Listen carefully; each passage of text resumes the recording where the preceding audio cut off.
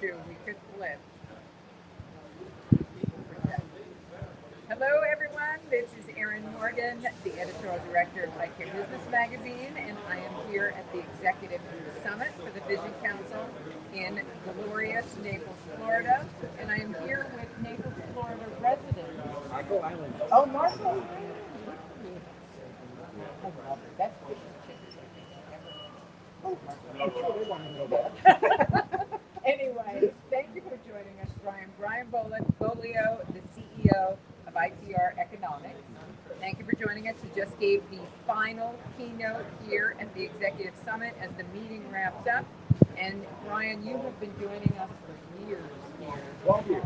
12 years. And this is your last year because you are kind of going to go off and have a relaxing time now. Well, at least I'm coming off the road. Yes. I'm still going to be working. I'm going to replace all the road work with research. Oh, that's great. Yeah. Wonderful. Oh, how great. Well, congratulations. Thank you for joining us again for this. The keynote was fantastic as always Thank and you. fun to listen to as well as very insightful. So you were talking about kind of the economy. Can you just briefly for our viewers, could you please tell us what is ITR Economics and what is your role there? Oh. What do you do there? All right. ITR Economics is the oldest independent forecasting company in the United States.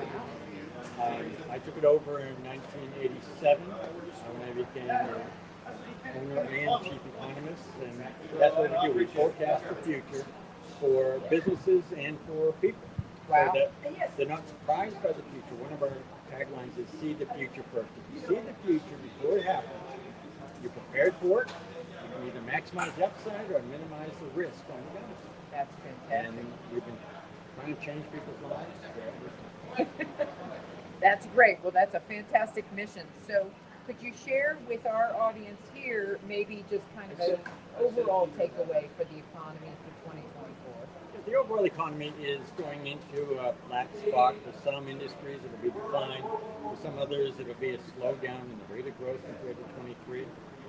It all depends on how much they've benefited from COVID and the COVID wave, and how much of a trough there is that they have to go through right now. This industry itself is amazingly recession resistant. You can't say that it's recession proof, but it's recession resistant. Certainly, as a medical.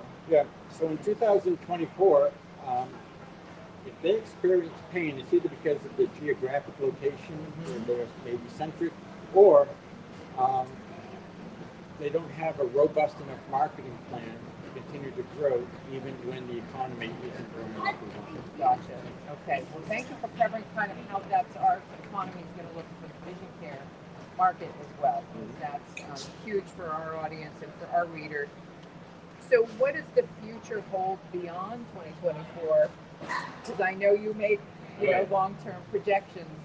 What's that looking like? One of the major takeaways I try to impart to people, Aaron, is that don't focus solely on 2024, because we see the U.S. economy growing in 25, 26, 27, 28, and 29. That's what you need to focus on, because the labor situation isn't going to get any better in that short span of time. So you need to innovate your processes, information processes, not just the physical processes that you're doing, and figure out better ways to keep doing things because of that labor constraint. Inflation is going to rear its ugly head again on the other side of 2024, 25. So we all need to make sure we have a rock-solid game plan for how to contend with price increases.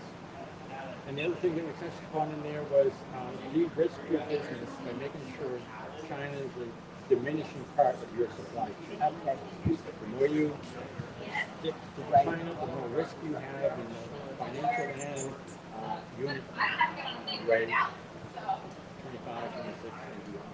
Sure. Sage advice. Well, thank you for sharing all that with us and with our audience. And it's always such a pleasure to see you, and especially here because it's particularly gorgeous right now. Thank you for having me all these years. We've worked together, and it's been a privilege. It's such a pleasure and an honor. So thank you.